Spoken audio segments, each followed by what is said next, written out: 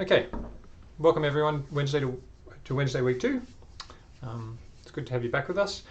Just a very small amount of admin for today. I hope you're all going really well with your labs. Some of you have had your second lab already.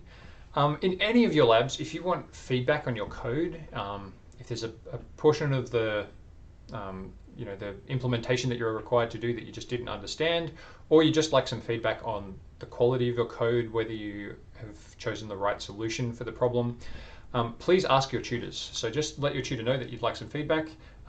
Commit and push your code to GitLab. That makes it easier for the tutor to work off. And then you can talk to them about your code during the lab. They'll be happy to provide you with feedback. And we particularly want to give you feedback so that as we come up to the assignment, you're learning the best ways to make use of the features of that Ada language to implement concurrency. That's probably what you'll be doing for assignment 1. Okay, so speaking of the Ada language, we're going to continue on with our introduction to Ada. We're actually going to try and finish off our introduction to the language today. So I'm going to throw right away to Callum. And Callum, are you there? Can we hear you? Maybe you can share your screen. Okay, I've now unmuted myself. That was a trial. Hopefully everybody else can. Okay, can people hear me? I'm now sharing my screen. Yep, I can see your screen. I'll even put it on focus so that we can see it well. Mm-hmm. People can hear? Wonderful. Yep, Saf can hear. Fantastic. Okay. So Callum, yesterday we started going through how we can create tasks in Ada, so we can generate concurrency in our Ada programs.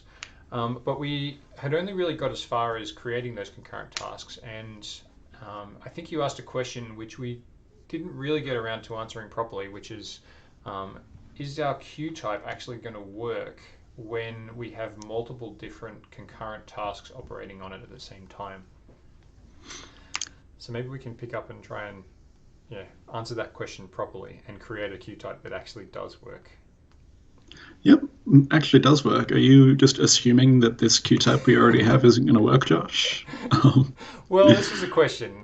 So we've got these two tasks. I mean, right now they're not actually doing anything, right? Oh, sorry. So right now all they're doing is printing some stuff out to the screen. Yeah. But what happens when they start operating on the queue? That's what I'd like to know. Well, quick reminder to those of you at home. Here, what we've declared in our declaration section are tasks. Tasks are Ada's concurrent entities. When you declare a task in a declaration section like this, the bodies of the task will run concurrently with the main procedure. So once we get to this begin statement and we start executing the code in here, both of these tasks up here will be executing concurrently with the main procedure.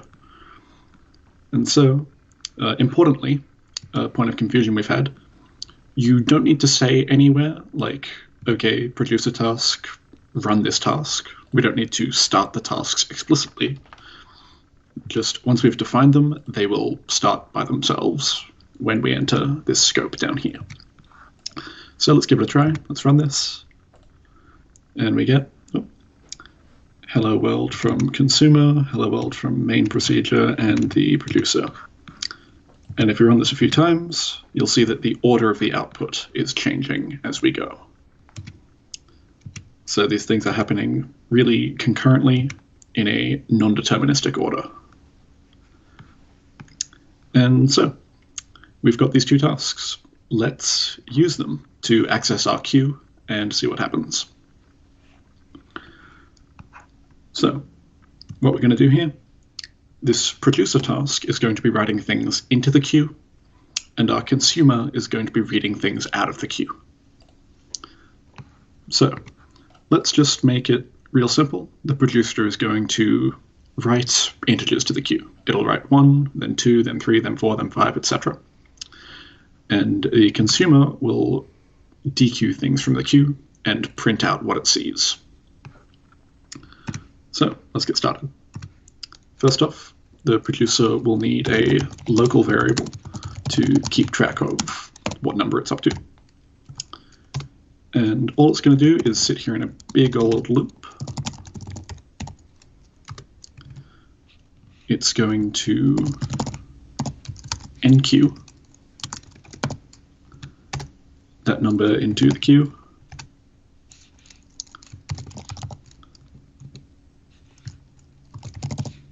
Let me just tidy that up a bit.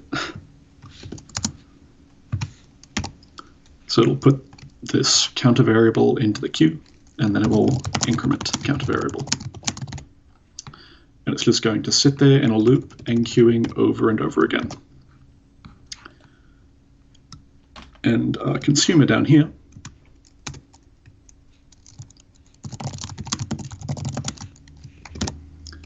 it's going to have a local variable itself, and it's going to sit in a loop.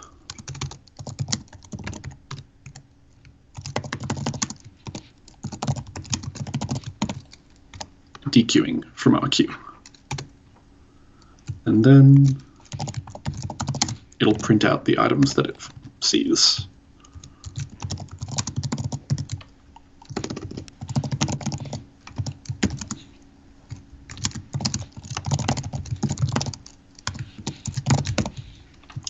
Just like that.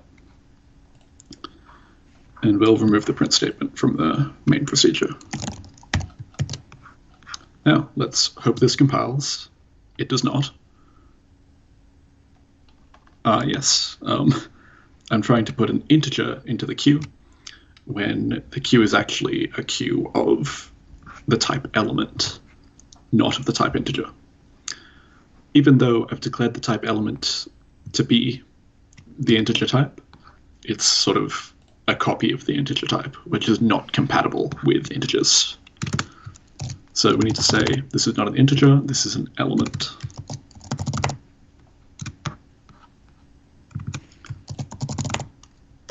And yep, that's just something that Ada's type system lets us do. And there we go. Now it compiles.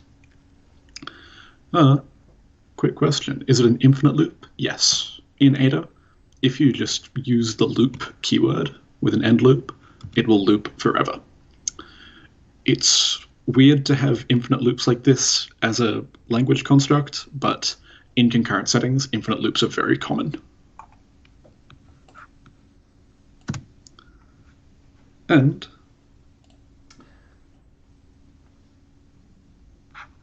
okay, this is fun. So these are infinite loops. These loops are not terminated. But what's happened here is we see our consumer sees 0, the first element that was put into the queue. And it keeps going, and it sees 9. And then our program terminates. We don't have any errors. The program just stops, even though both of these tasks are in infinite loops. So, any ideas what's gone wrong here?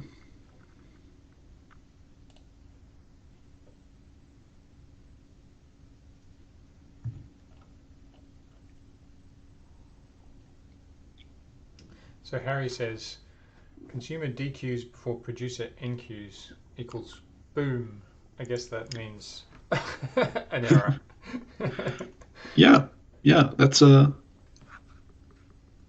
And Jemmy points out that we really can't guarantee the order in which the enqueues and the dequeues happen. Yeah, so Harry is right. There is a potential issue here. If the consumer tries to dequeue before the consumer enqueues anything, it'll just break immediately, because that's what our queue is designed to do. If we try to dequeue and the queue is empty, it'll raise a queue underflow error.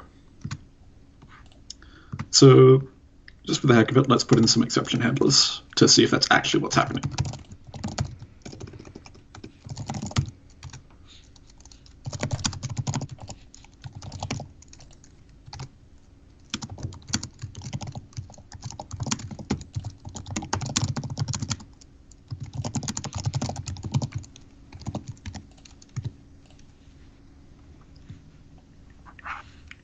And let's put a similar one in the producer.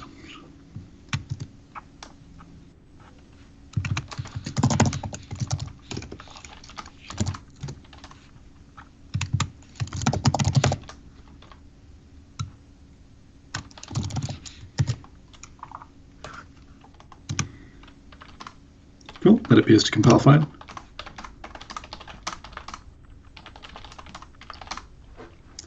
Okay, that's fun. So we're seeing the consumer is getting 0, 1, 2, 3, 4, 5, etc. And then once it dequeues the number 9, we see that the producer overflows the queue. And then the consumer underflows the queue.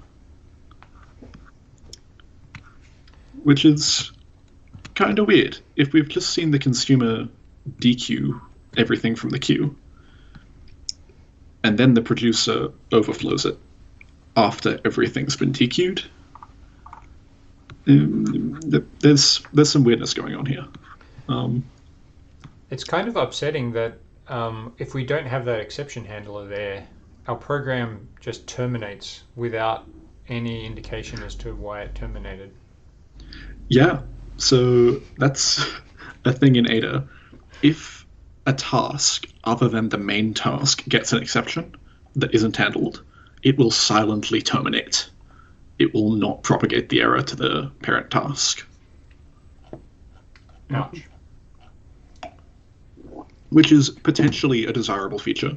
Like, if one portion of your program crashes, you don't necessarily want your entire program to crash on top of it.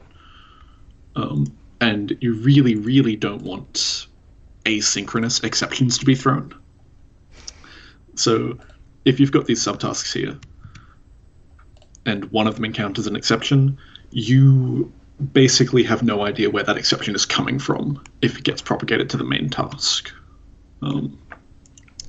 So when we're debugging our program, I mean, would it be a good approach, for example, to catch a general exception type just to record the fact that one occurred? Yeah, that could be good practice. I believe there is one of the labs where you run into this problem, and putting in a general exception handler on your tasks would help you see that.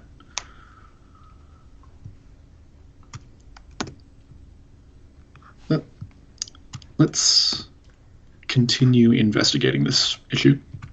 How about we get our producer to print every time it enqueues something.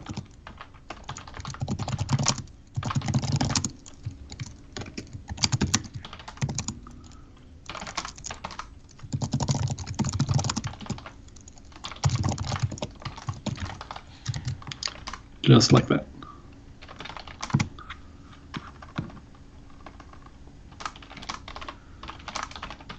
Okay, that's fun. So the producer fills up the entire queue first, and then the consumer goes through and dequeues everything.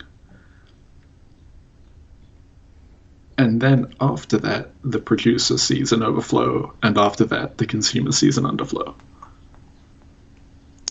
So it's still a bit weird. We see the consumer dequeue everything in the queue, and then the producer overflows it before it enqueues anything more. Don't you think that's a little bit weird?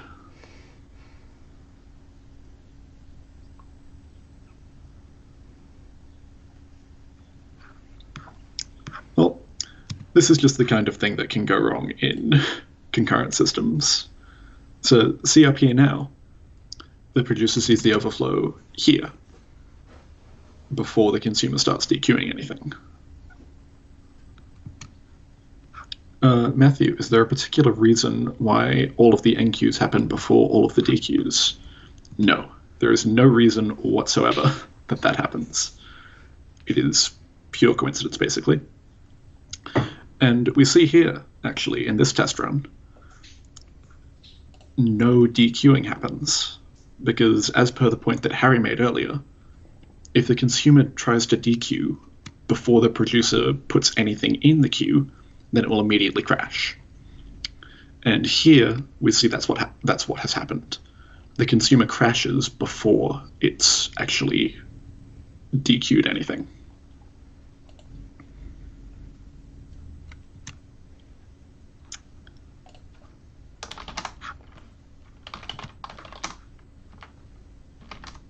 But then, it still does raise the interesting issue, which is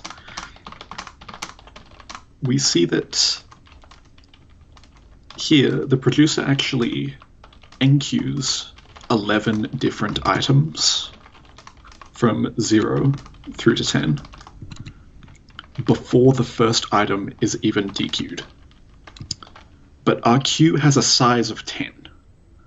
So how could you enqueue 11 things before the first thing is DQ'd?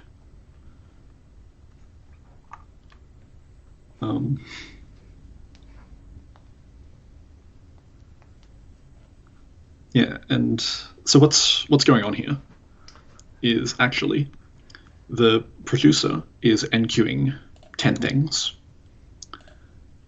and then the consumer is DQing one item, but then it's getting interrupted before it can print out that it has DQ'd that item.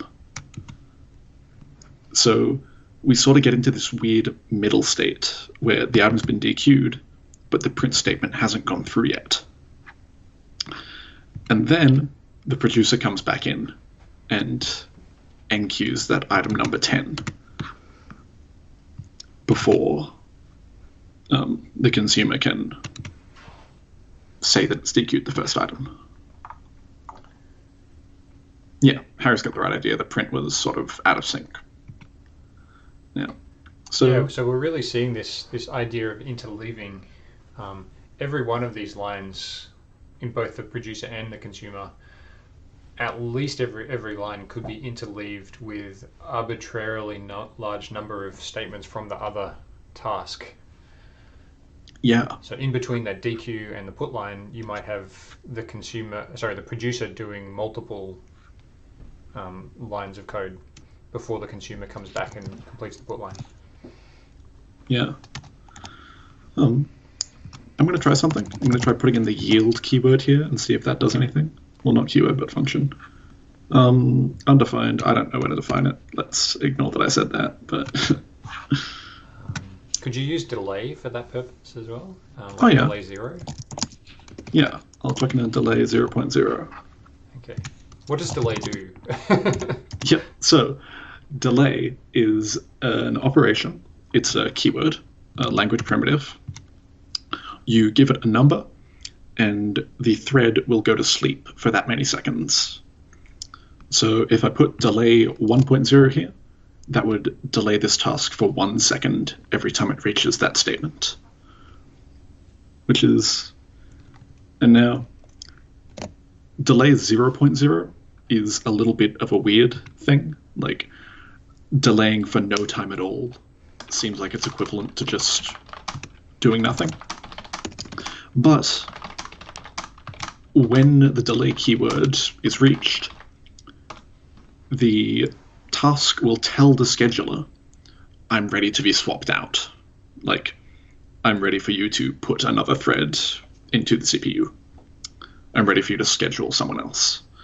So delay 0.0 is sort of a fancy way of saying, please schedule me out and schedule someone else in. And hopefully, if we do this, we won't see that behavior with enqueuing 10 things in a row before anything gets DQ'd.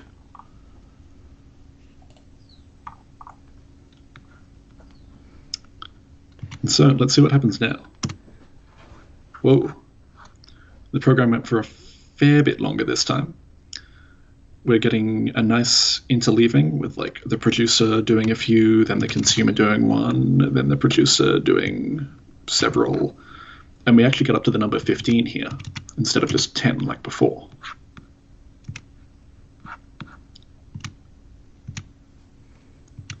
Well, on subsequent runs, we are not reaching the same numbers and not getting as much interleaving, but that's that. So that's kind of funny. We hoped that by putting in those delay statements that we'd get one producer NQs followed by one consumer DQs followed by one producer NQs and so on. But actually, that's still not what we're seeing. So even though we're inviting the scheduler to switch between our threads, it doesn't have to, right? It could choose to schedule to go back and schedule the producer again straight away. Yeah. Yeah. So Mia also asked, is it possible that something else gets interleaved with the task before the delay statement is even executed? And yes. Yep. The operating system could interleave your tasks at any point right now. So between any one of these lines of code and potentially even in the middle of executing a line of code. Yeah. It's a mess. Leopold asks, what's the scheduler? We'll come back to that a little bit later on. I'll talk about that in a bit more detail. Wenshi, that's a good question you've made there. Are we talking about true concurrency or just concurrency on one core? Very important point here. Concurrency on one core is true concurrency. Parallelism and concurrency are different things. And in this course, we're going to be talking mostly about concurrency, which is when multiple programs can be interleaved with each other arbitrarily. This may be in parallel on multiple cores. This may be in sequence on one CPU with things being scheduled out. You could have things being scheduled and interleaved on multiple CPUs. You could even have programs running on multiple computers and communicating over the internet or a network cable or something. So, yeah, we are talking about true concurrency. But concurrency on one core very much is true concurrency. And from a programming perspective, we see that there isn't really a difference between all of these cases from a concurrency perspective. If that makes sense. Later in the course, we'll talk about things like distributed systems and multi-core systems and whatnot. But from a programming perspective, there is very little difference between all of those cases.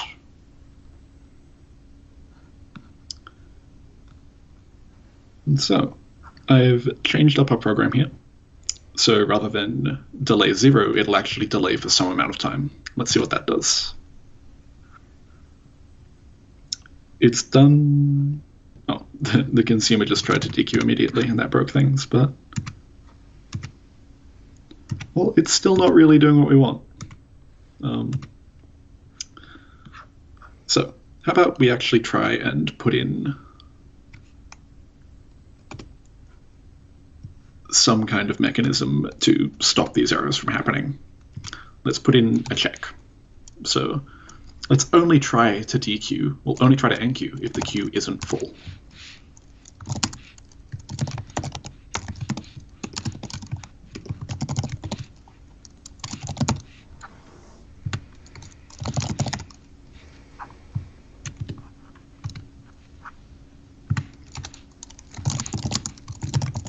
And only try to DQ if it's not empty.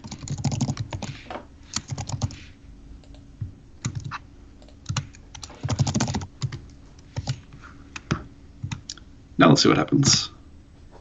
Oh, okay. Now my CPU fan is yelling at me, and we are getting into some very big numbers here.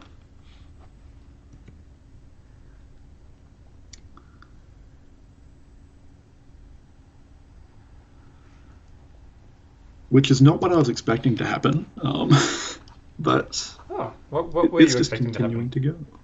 I was expecting it to crash at some point, but wait. But why was I expecting it to crash at some point? I don't know, Josh. Is there any reason that it would have crashed? I can sense your intuition for why you might have thought it would crash. Yeah, I mean, one of the things that worries me here is we talked about interleaving between lines. So your checking is full, and then if it's not, the queue's not full, you're NQing. And likewise, you're checking if the queue's not empty, and if it's not empty, then you're dequeuing. I think this works okay as long as you only have a single producer and a single consumer. But I would worry about what happens if you, for example, had two producers both trying to put into the same queue. Yeah, we can give that a try. Yeah. Maybe I'll also try commenting out the print statements and see if that does it. I'll check the team chat and see if people have other ideas. Oop. Okay. Commenting out the print statements actually broke things. Oh, wow. Yeah. So we're seeing the producer getting a queue overflow when we comment things out. What's more, it happened immediately. Yeah. I guess now we have no idea how many elements we've enqueued. Yeah. Right. But we can actually print that out.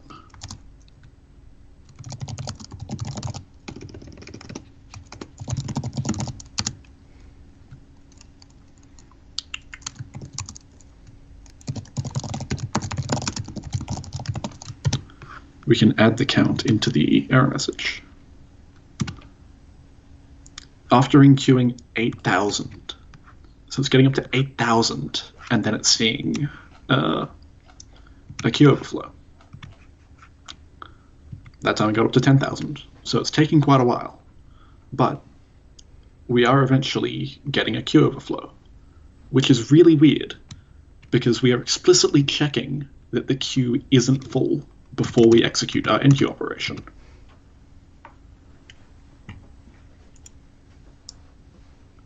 So how could that possibly result in an overflow?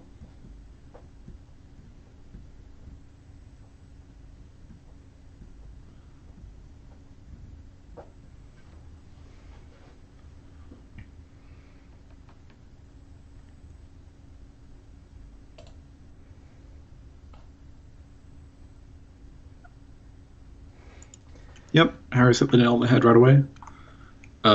It's not atomic, so the producer can be interrupted between checking that the queue isn't full and trying to enqueue.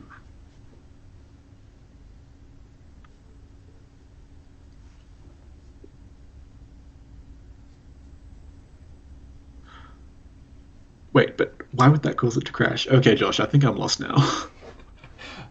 Right. So that, again, I'm surprised that that should be an issue with one producer and one consumer. So yeah, I see what you're saying now. The producer, maybe we need to go back as well and look at the implementation of those enqueue and dequeue procedures. Yep. To look at exactly how that's done. So let's see. There is full function. The is full function is defined as it's not empty. It's not empty, and then q.top equals q.free. Ah, okay. All right. So we've actually got two properties on the queue that is full function relies on. Okay.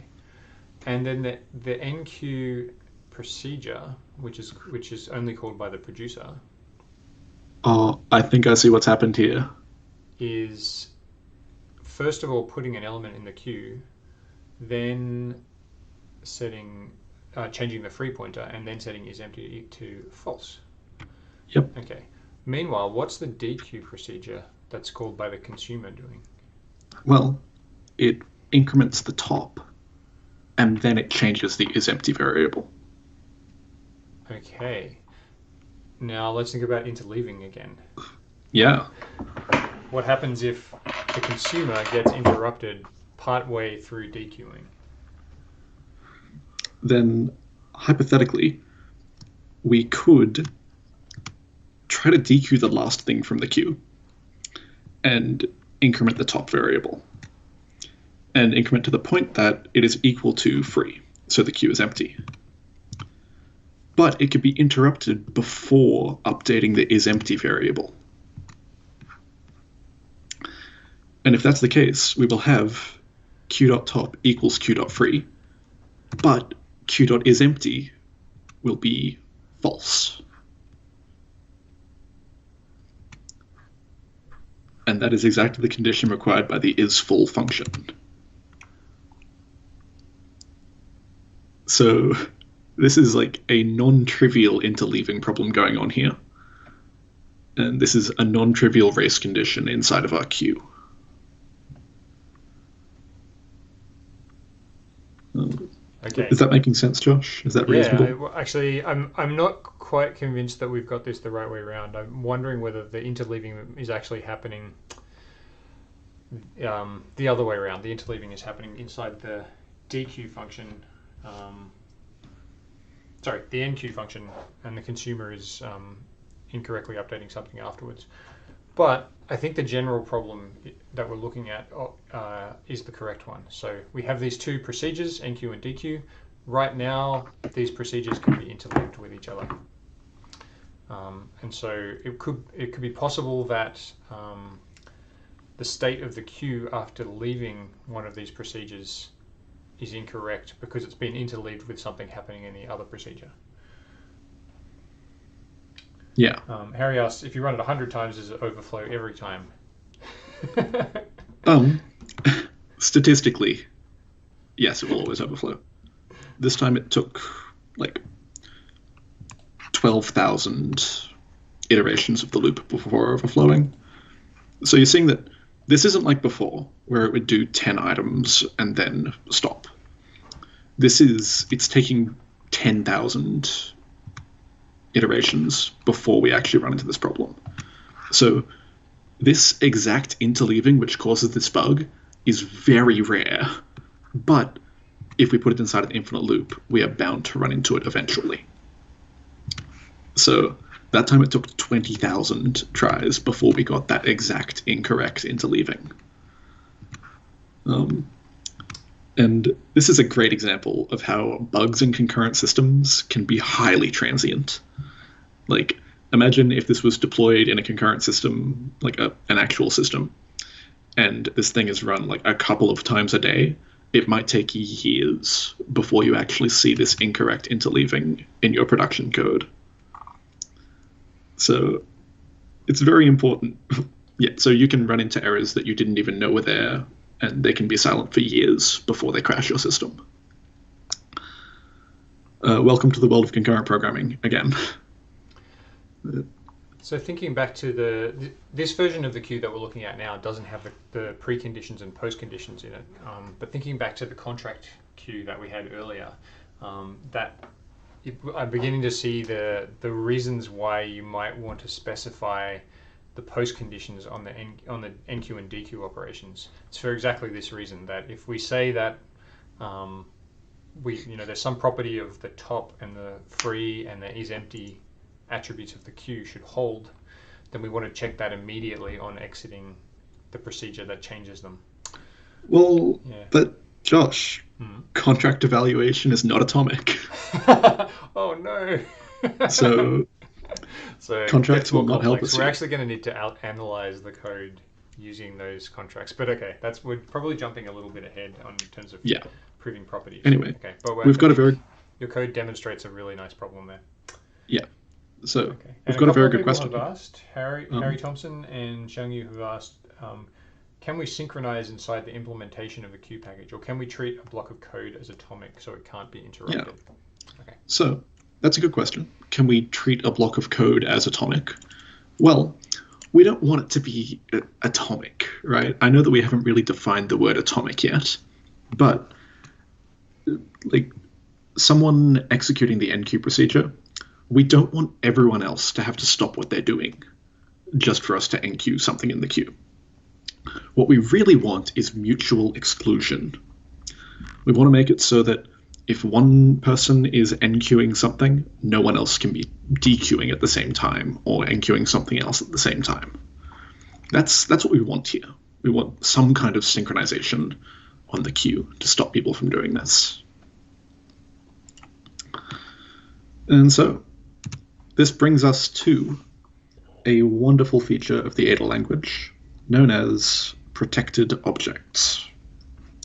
Now we are going to be completely rewriting our queues so that rather than just using a record with functions that operate on this record, we're going to be using something called a protected object. So I'm going to start rapidly deleting some code.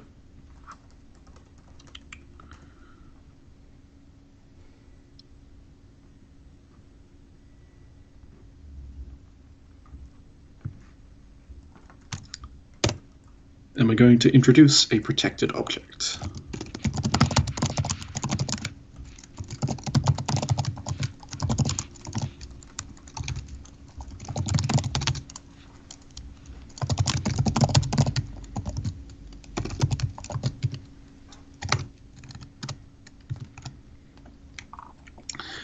Now, a protected object is a data structure.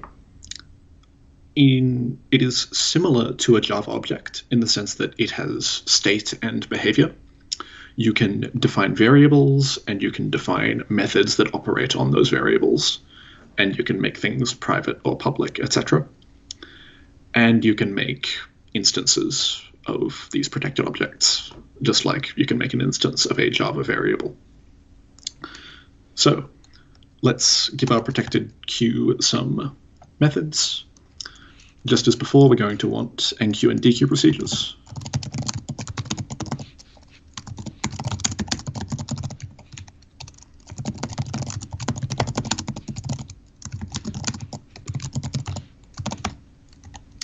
And remember, our procedures before, they took a queue type record as an in-out parameter.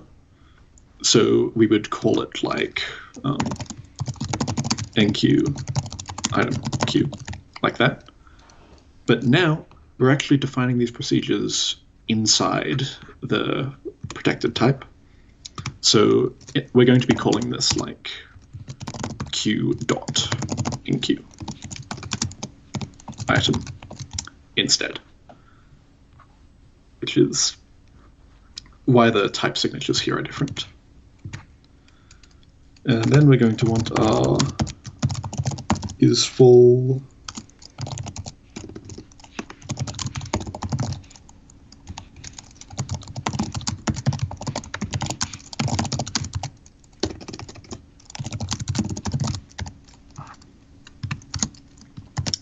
just like that.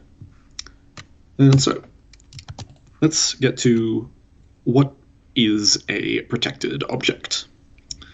As I mentioned before, we want mutual exclusion. A protected object is a data structure which will let us have mutual exclusion. They have the property that if one thread is calling a procedure inside a protected object, no other threads will be allowed in. So if one person is currently enqueuing something and someone else tries to dequeue something, that process will be blocked until the original enqueue is finished. So, does that make sense, Josh? Yeah, so it's not just locking other threads out from entering the same procedure, it's locking them out from entering any procedure or function, any call at all into that protected object.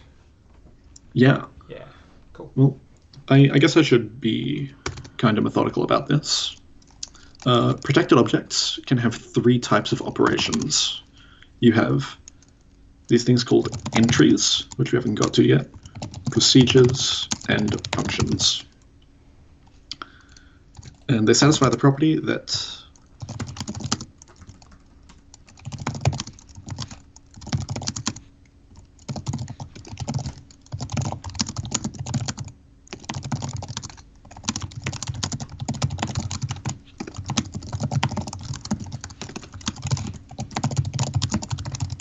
so when one thread is executing a procedure or entry of a protected object, no other threads may be inside the object at all. And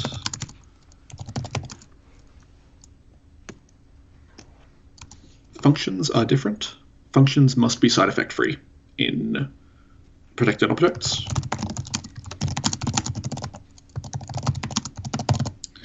Unlike before, our functions could have side effects if we wanted, but here they must be side effect free. And any number of threads can be executing a function, or can be executing functions at once.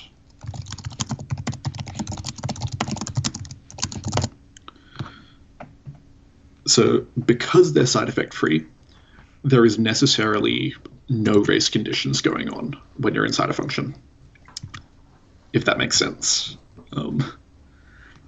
Like, if you're checking if the queue is full here, you aren't actually changing anything. So someone else can freely check if it's empty without interfering with your operation or them interfering with yours. But these procedures and entries can be side effecting. So they need to be mutually exclusive with one another and with functions. Because if you're trying to check if it's full while someone else is enqueuing or dequeuing, they can interfere with your check. And so do we have any questions so far? I feel like I've been a little bit hasty with my introduction to protected objects. So Leopold asked an interesting question: is this like a lock? And that's quite a deep and complicated question, I think, with protected objects. It is quite a deep and complicated question. Yeah. So locks are involved in the implementation of this, but you probably require more than one lock to implement a protected object correctly. Yeah. So you've probably heard about things like locks and semaphores in the past, in 2300, for example.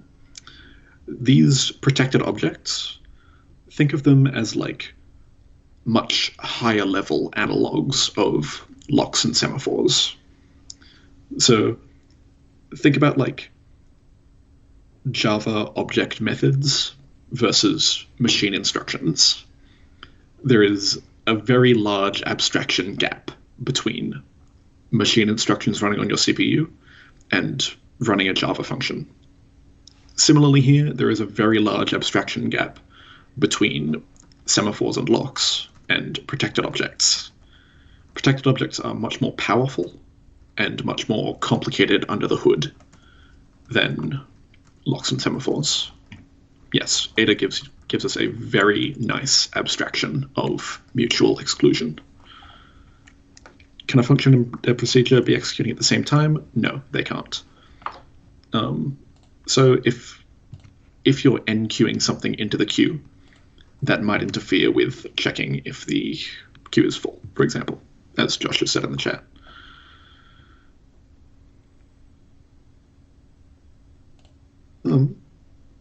Is there a limit to how many threads can queue up to access the protected object at a time? There might be. There probably is, and it's probably implementation dependent. You might be able to specify that somewhere as a programmer, but generally, if there is a limit, it's not a concern. I've never run into problems with that limit as a programmer. But conceptually, for the sake of implementation, there probably is a limit under the hood, but I couldn't tell you for sure. Yeah. So, I haven't mentioned yet what an entry actually is. So, a procedure is just a procedure, just like procedures outside of protected objects, plus the mutual exclusion. They are just what you would expect them to be. But an entry is a procedure with an entry guard. And so, what do we mean by that? For example, our enqueue procedure here. If the queue is full and you want to enqueue, rather than sitting there in a loop waiting for the queue to not be full so you can enqueue, it would be nice if you had some way to suspend yourself until the queue had free space for you to enqueue something. And that's sort of what entries let us do. So rather than making enqueue a procedure, let's try making it an entry. And in the implementation, we'll be able to put in that entry guard. I'll explain that when I implement it, I guess. And then in the private section of this protected queue, well, it's going to need an internal queue data structure to actually operate on. Now, let's go about implementing this protected queue. So, rather than having these procedures defined out in the open, the only thing we need to define here is the protected object itself.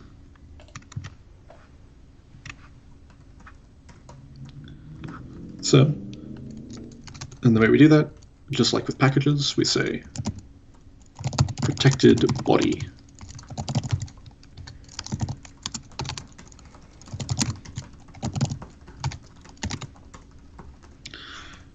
Just like that.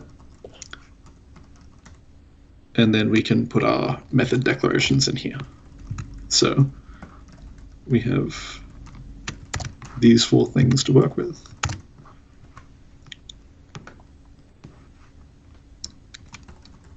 And our enqueue procedure, well, our enqueue entry. This is where we put in the entry guard.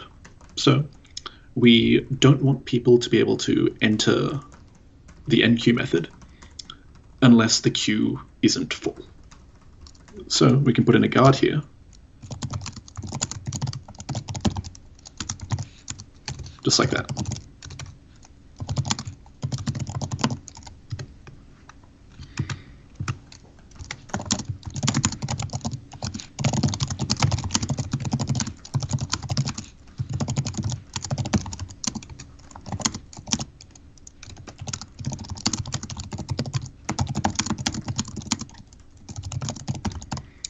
So if a thread tries to call this method when the queue is not full, it will be blocked until this guard evaluates to be true. So until the queue is not full. I'm seeing a lot of questions in the chat, Josh. Are there any that could use my attention? There are some really good ones, so we might stop. Both Mia and Leopold asked a question about who gets access next. What's the order of access? So if we have two tasks that are both waiting on a procedure on a protected object, will they get access to that in FIFO order, first in, first out, or will it be something else? I don't know the answer to that. Do you know the answer to that, Callum? That is a great question. By my understanding, it is first in, first out. So the protected object will actually have a queue associated with it under the hood. And when you get blocked on a protected object, you put yourself into that queue. And then when it becomes free, the scheduler will let the next person in. So there will actually be a queue associated with the protected object itself. And if you remember discussions of fairness in concurrent systems, this is how Ada does fairness. It has a queue rather than just letting the next random person in. Anything else? A lot of people have kind of hit on a difficult conceptual idea in implementing Ada, which is how come we can allow multiple calls to these side effect free functions and we can have them running concurrently in the same object, but for the procedures and the entries, how can they be mutually exclusive to everything, including the functions? It is perfectly possible, and we'll actually look later on at how to implement this using lower level concurrency primitives like locks. Yeah, it's a little bit challenging, but it's possible, and in fact, this is what Ada does. So yes, you can have multiple calls to these side effect free functions, both happening at the same time. This is actually a classic example of the readers and writers problem, I believe. Exactly. It's multiple readers and a single writer is what we're thinking about. Yeah. So let's get back to implementing this. So our enqueue method, all we have to do is exactly the same as before. except we don't need to bother with the exception now. Right? Remember, beforehand, we needed this sort of exception here, like, you know, if the queue is full.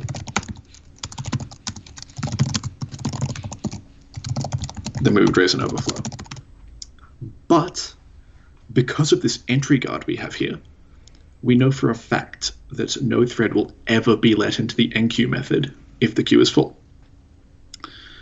So we ran into this exact problem before in the test, where we were checking that the queue isn't full before trying to enqueue things into it, but we still got this race condition because we had these sort of non-atomic operations involved.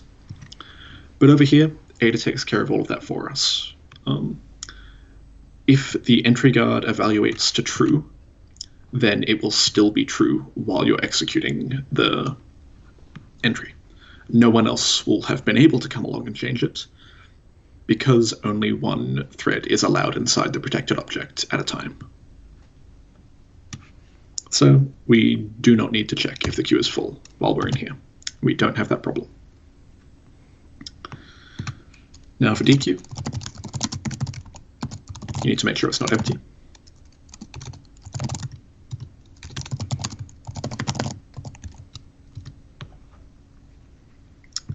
Just the same as before. Again, we don't need to check for the exception.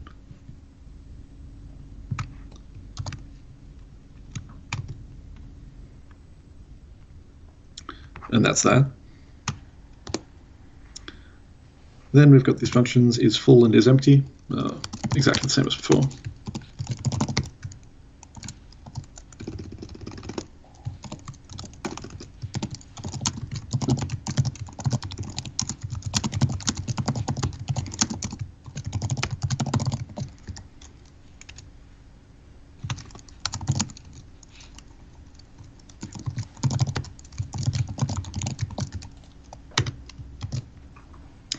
Just like that.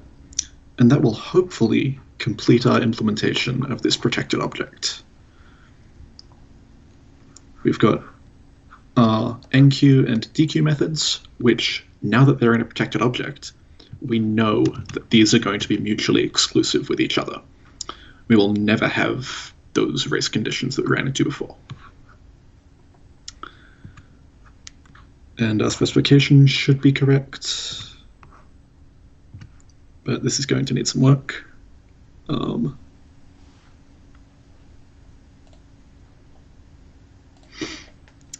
boy.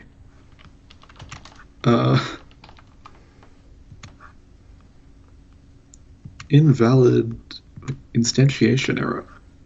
That's fun.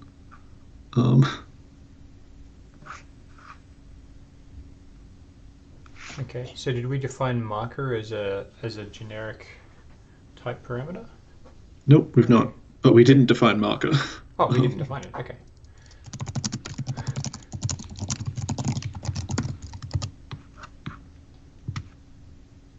There we go.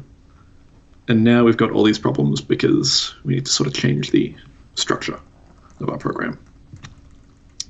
Now, rather than queue type, we want to be using our nice protected queue here.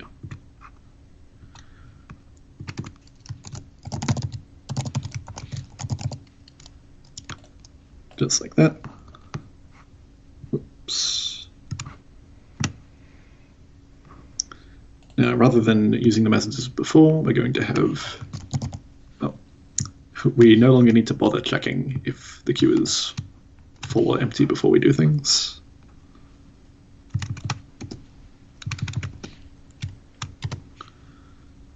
There we go. Rather than calling enqueue like this, we call it with queue.enqueue, because the enqueue method is actually a part of the queue itself now.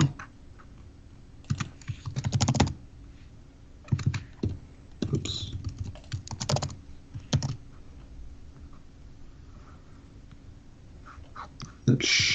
That might compile. Nope. The exceptions that we were talking about before no longer exist, so we can't handle them. Right, Now let's see what happens. We run it, and it keeps running. Let me open the terminal real quick. Yeah, we can see that this Q-test program I've got running here is slamming my CPU, 150% utilization right now. That means it's using multiple of my cores for a lot of the time. And it is not crashing. It is going and going and going, NQing and DQing, and never once running into that error that we got before. Fantastic. Yeah. Let me change this so that it prints out the numbers again.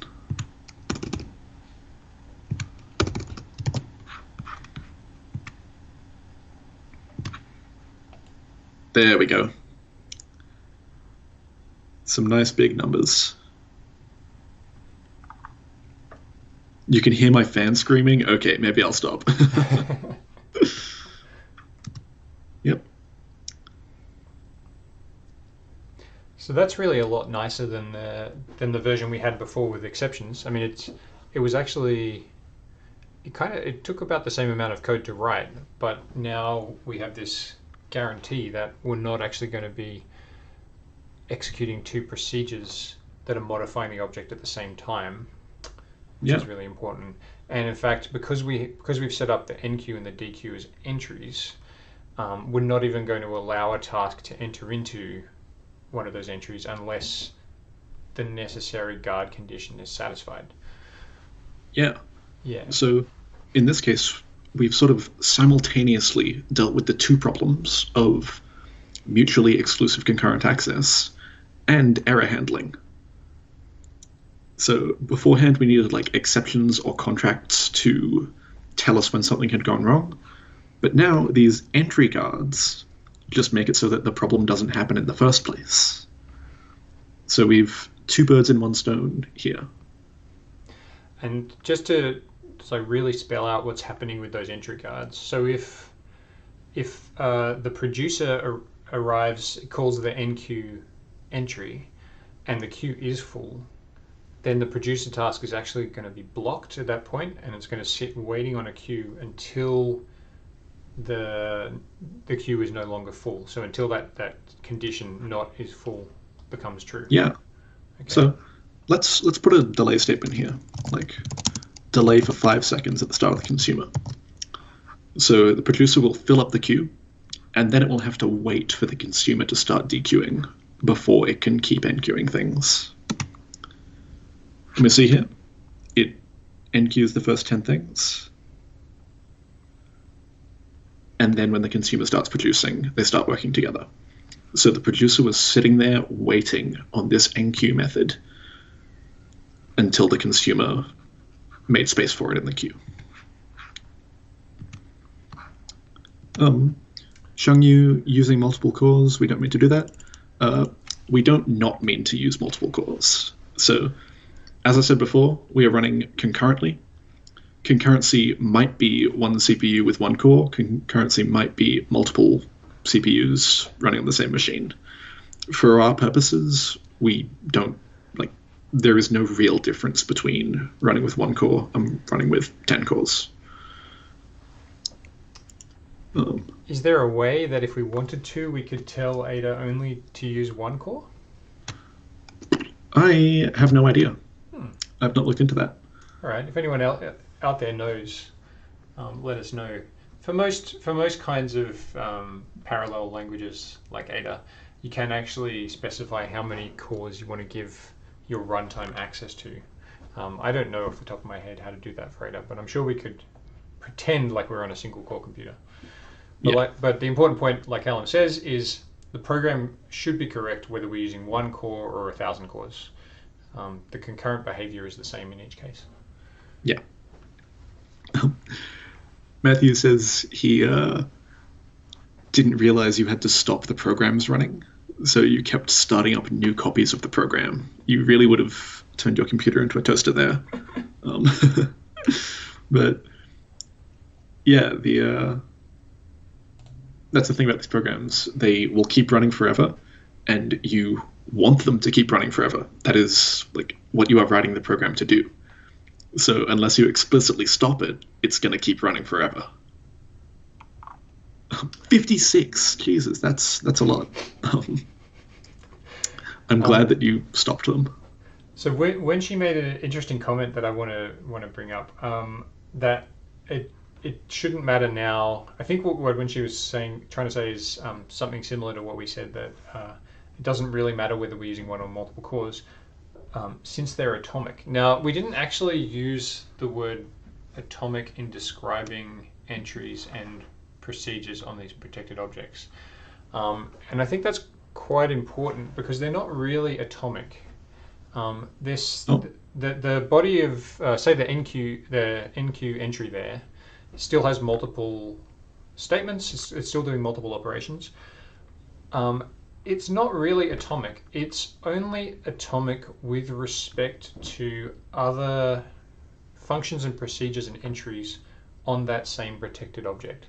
There could be other things happening elsewhere in the system that can still be interleaved with this procedure, this entry. It's only atomic with respect to those other entries, procedures, and functions on this object. Yeah, that's a really good point, that this notion of atomicity, of things being atomic, is actually a relative problem. You cannot be absolutely atomic. You need to be atomic with respect to something else. And in this case, these operations are atomic with respect to one another, but there might be other things happening on your computer, other things happening in the real world, etc., that it is not atomic with respect to. But that's for us to think about later in the course. That's a bit of a more abstract concept for now.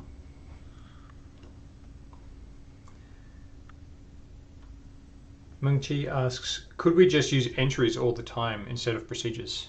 So what happens if we say remove the guard from one of the procedures? Can we do that? Remove the guard from one of the entries.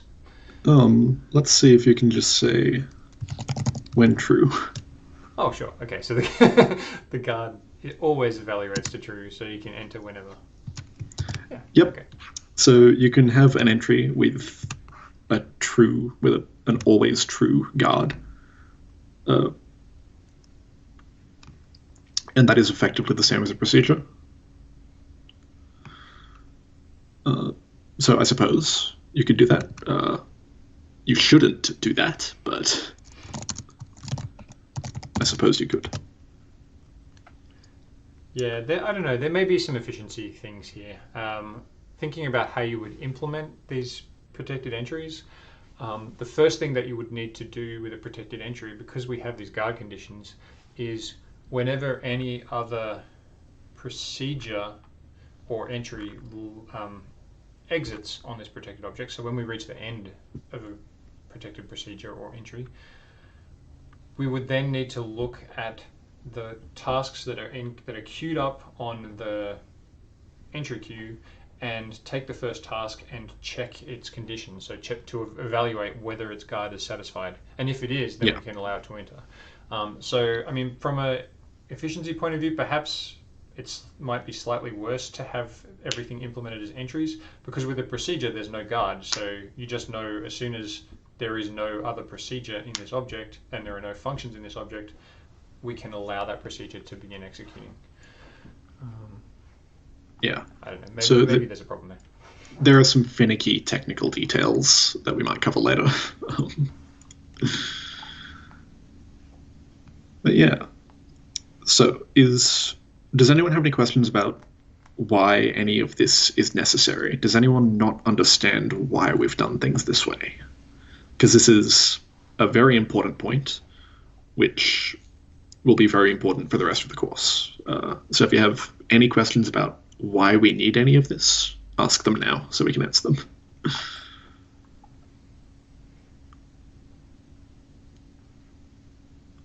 them. Shangyu, so you're asking about, can things outside of the protected object change the local data of the protected object. So is there anything stopping people from coming in and changing the data without using these protected methods? Well, in this case, there isn't, because the internal queue is declared as private. But if we try to declare a non-private variable, the compiler throws an error. And it says, like, any internal variables of a protected object must be private. So the answer to your question, it does prevent the outside world from changing its internal data because all of its data is required to be private. So there really is no way to change data inside a protected object without going through an entry or a procedure of that object, and thus being mutually exclusive with all other access. So these things, they are very robust. If you are correctly using a protected object, you will not have race conditions in your access to the data within that object. You can still have race conditions in your program, just not within that protected object.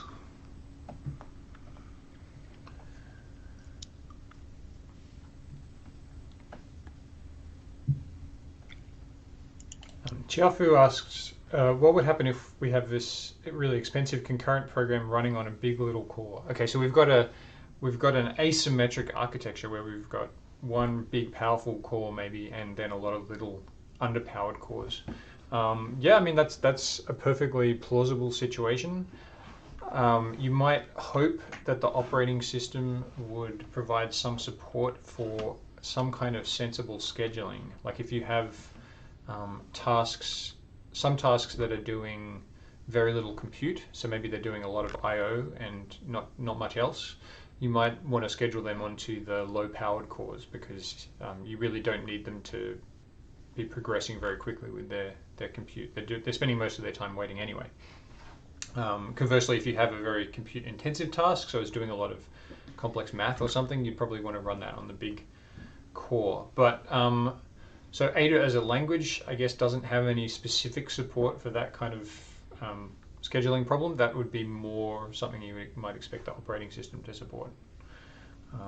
Yeah. Interesting question. Yeah. All right. One last point that I want to make here.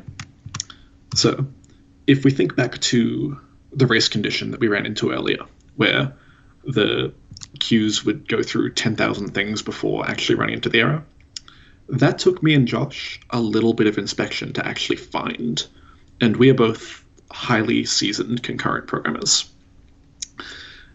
The point there being, we had multiple tasks concurrently accessing a shared data structure. And in cases like that, you will almost always have race conditions in there. Like, unprotected concurrent access to shared data is a problem. You should never, ever have that in a program.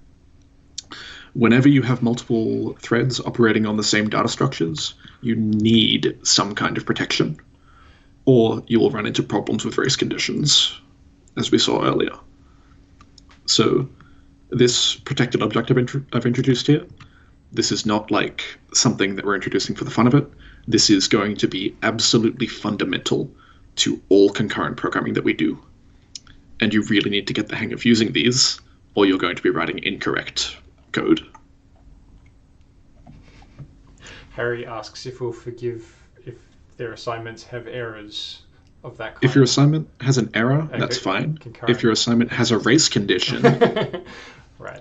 One of the main goals of your assignment will be to correctly identify the data that is going to be updated by your concurrent tasks and to protect that data correctly using these techniques. Yeah. We're going to be looking for correct application of techniques like protected objects. Yeah.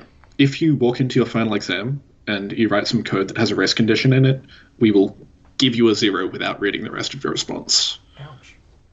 By the end of this course, you will be writing good concurrent code without race conditions, or you will fail. Not to be too harsh, it's pretty easy to do that once you get the hang of it. But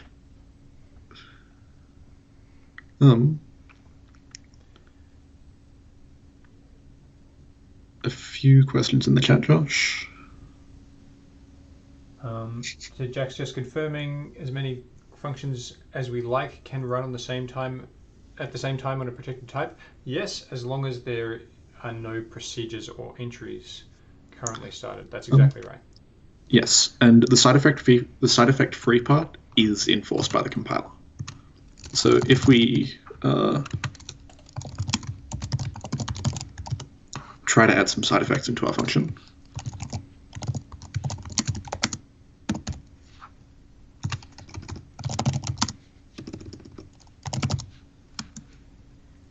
so we change something before returning, the compiler will throw an error saying protected function cannot modify protected object. So they really do need to be side effect free. And that is why you can have arbitrarily many things accessing them at once, because none of them are changing anything. So you won't get any race conditions.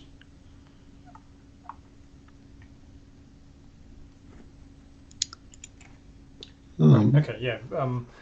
This question of a race condition is a really important one. So yeah, by race condition we just mean the program does something different depending on timing behavior, and so depending on the sequence in which these instructions are executed.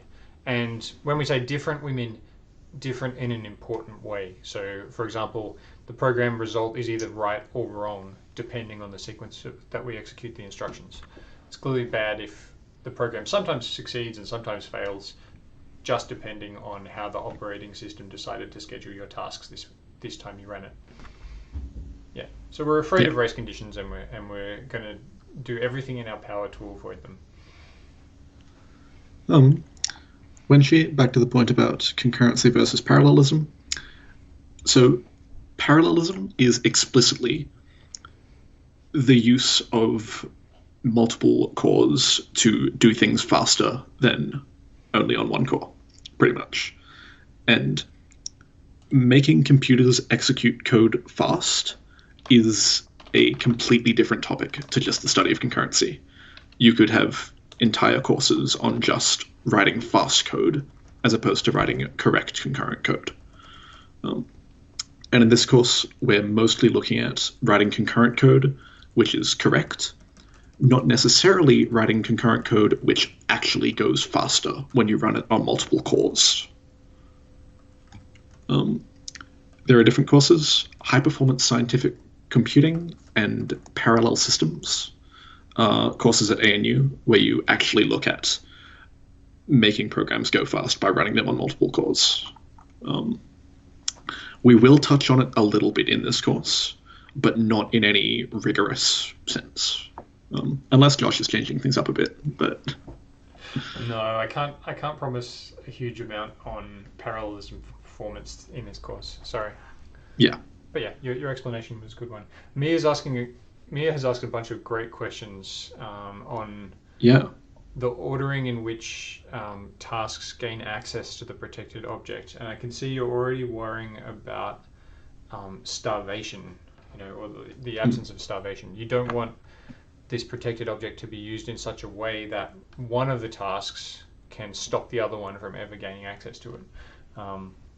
So that probably comes back to that question of are these tasks, when tasks are queued up on an entry or in a procedure, are they released in a first in, first out way, or are they released in some other way? Callum, you said you're pretty sure it was first in, first out. Yep, first in, first out. You can't jump the queue, to my knowledge.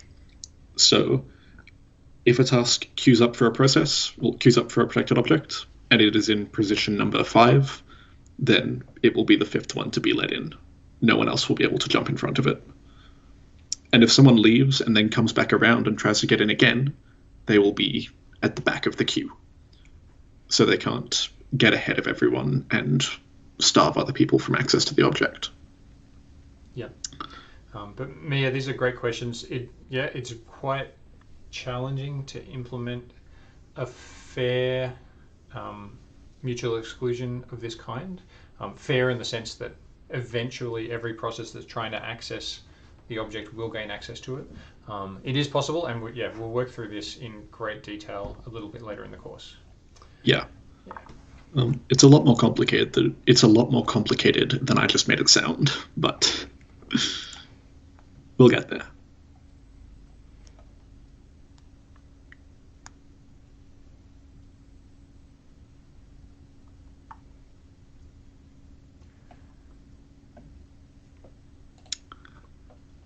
Right.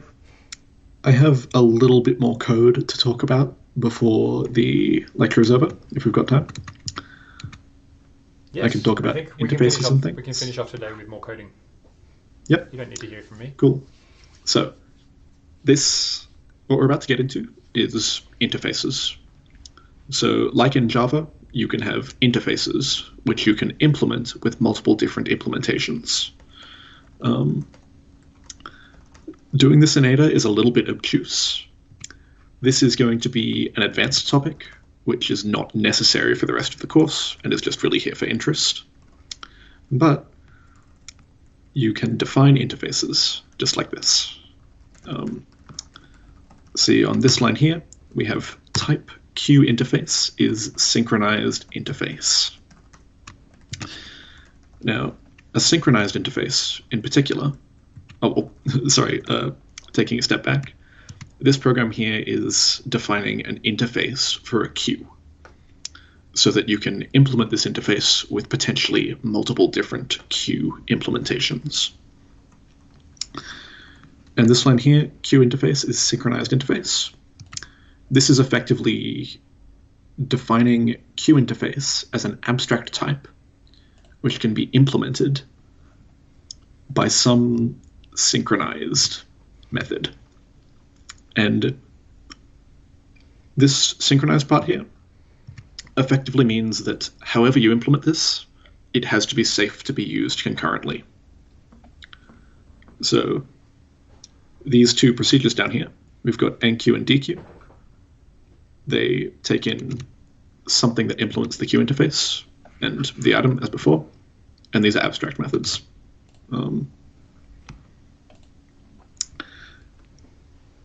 And when we say synchronized interface up here, what we effectively mean is that these enqueue and dequeue operations have to be mutually exclusive, no matter how we implement the queue.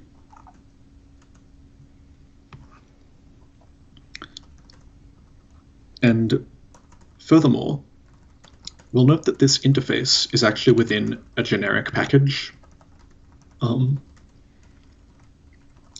So this isn't actually an interface right now. It's kind of like a generic interface. We've yet to specify what element type will be held inside the queue. And so when we want to implement this interface, we actually need to instantiate the interface package before we can implement it. So here, we take our abstract interface package and we instantiate it with the character type. So we say, hey, I want a queue interface for queues that hold characters. And that's what we're defining here. We're making an interface package for queues that store characters. And then we want to implement this interface. How do we do that? We do that inside the queue pack itself. And this is where it gets a bit confusing. The queue implementation takes the queue interface as a generic parameter. So in our main program, once we define our character holding queue interface, we pass that interface into the queue pack that we're instantiating, which is definitely confusing, I will admit. But that's the way it is. And then within this package, we have our protected queue that we implemented before. And the way that we implement the interface is we say protected queue is new queue interface with all of this extra stuff. And this is effectively sort of the equivalent of saying implements queue interface in Java. And you can see the enqueue and dequeue operations here are overriding. So we have the abstract enqueue and dequeue methods in here, and we override them in our implementation of the protected object. And now this protected queue that we had earlier is implementing the queue interface that we have. And it's doing so in a concurrently safe manner as a protected object with entries. And then in our main code over here, in our test, so we pass that queue interface and the size into the generic package to make an actual queue package. So we're passing generic packages into generic packages at this point, but if you'll bear with me. We then have this line here. Type queue class is access all queue interface tick class. So queue interface, remember, is this type we had over here. It's the actual interface type. And queue interface tick class is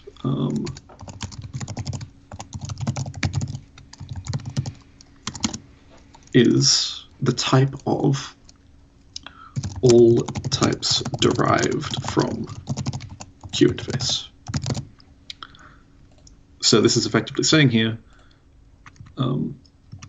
any implementation of the queue interface. And then before that, we've got this access all part here. Now, this access all is effectively saying this queue class type is going to be a reference to an instance, well, an object which derives the queue interface, which implements the queue interface. So in Java, when you have an object variable, what you actually have is a reference to an object in memory. The variable is the reference, not the object. In Ada, you can have variables which are references to objects. You can also have variables which just are objects on their own. So we need to distinguish between those two things. We need separate types for the objects themselves and references to those objects. And by putting access all here, we're saying we are talking about references, not objects.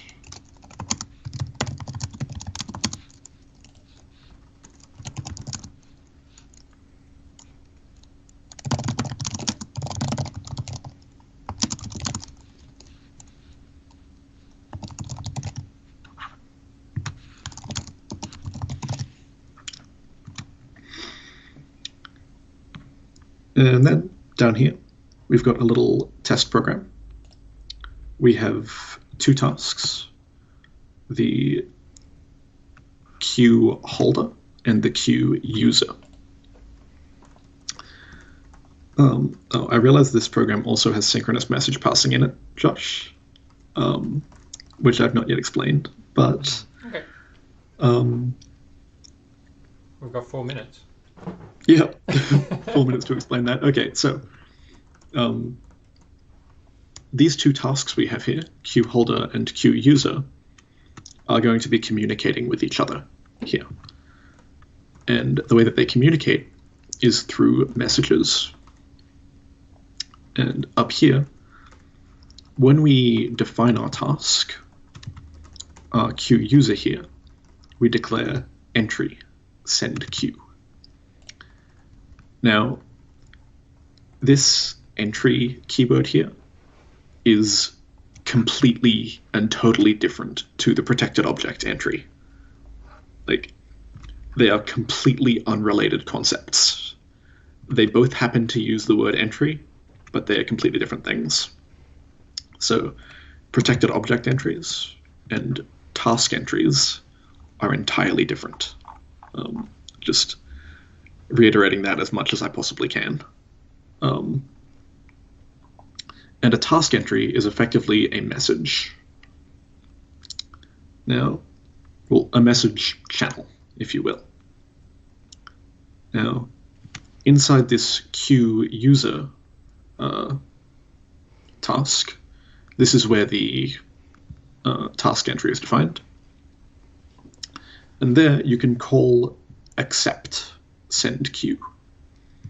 And this is basically how you receive a message. When you call accept on a task entry, you will wait there until someone tries to send you that message.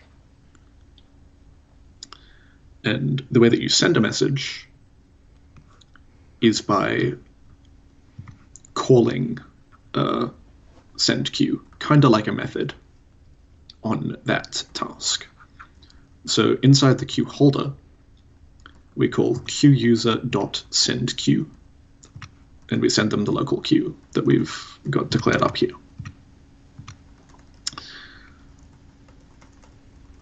And down here inside the queue user, when we accept the message, it comes along with this queue, and we are going to enqueue something into that remote queue that we've been sent. And then we're going to also enqueue something into our own queue. And then both tasks will dequeue and print what they've been given. So importantly up here, this queue holder task has a local queue. It never calls enqueue. It calls this send queue method to send it to the queue user as a method, and then it calls dequeue. The idea here being the queue user is going to enqueue something in it for us, and then we will be able to dequeue it over here. So we can see that the queue user is going to be enqueuing the letter R into the remote queue. And when we run the program, we see that the queue holder finds the letter R inside their queue. Now, I recognize that I absolutely rushed through that entire thing. No sweat if you didn't follow that. I didn't explain things very well, but the important concepts here will come up again in later lectures where we will explain them a bit better. But the main point that we were getting at here was the way that we can implement interfaces in Ada. And also, I guess, a quick introduction to synchronous message passing. Yeah, we'll come back to message passing a little bit later on in the course, and we could probably have another look at this in Ada and expand on this example, or do a different example of message passing. Yep. Mengshi, I have process in a few minutes. Mengshi says, I don't know what we are doing now, actually. Yes, that is entirely what I'm expecting you to be feeling right now. That explanation was very rushed, and I would be surprised if anyone actually followed any of it. Yeah. We can come back to this topic in a future lecture. Yeah, we'll come back to it. So you're not alone in feeling that way. You're all clear on the protected objects and the entries and procedures and how they work. Thanks for all the excellent questions on those. I can see everyone's mind is already racing ahead to issues of fairness and deadlock and other issues that we're going to touch on in coming weeks. Yes, Xiangyu, all these codes will be uploaded to GitLab. I think Callum is doing that right now, you can see. Fantastic. And I don't know if it was clear to everybody. I might actually, Callum, I might get you to stop sharing your screen. All right, I'll just switch views. I don't know if you all realize this already. I've recently updated the web page a little bit, so now when you go to the web page for the course, you should be able to see what's coming up in the current week, a little sort of schedule just for this week. And if you want to see what's coming up in future weeks, I haven't yet filled that out, sorry, but I'll get there. If you click on one of these units though, so we click on, say, the unit that we did on Tuesday, which was further introduction to the Ada language. Okay, you can see what topics we covered. You can see the lecture code that Callum actually created for us during that unit. And so if you click on one of these links, we can go and see the generic Q code that Callum created earlier. So hopefully that'll make it a bit easier for you to navigate through the course. If you missed a unit or you missed a lecture, you can quickly go and catch up. Fantastic. All right, good luck with your labs and implementing all of that. Yes, please ask your tutors for feedback. They'll be happy to talk to you about your code and maybe suggest ways of doing things better. And, oh, Harry's pointed out that I've probably got the days wrong on the schedule. Thanks, Harry. I'll fix that. Yes, as you can tell, Harry, I stole that directly from 1110, which I was tutoring, which I was lecturing last semester. It's a great design from Steve Blackburn. Yeah. Okay. Yeah, good luck with your labs, and we'll see you all next Tuesday. Bye, everyone.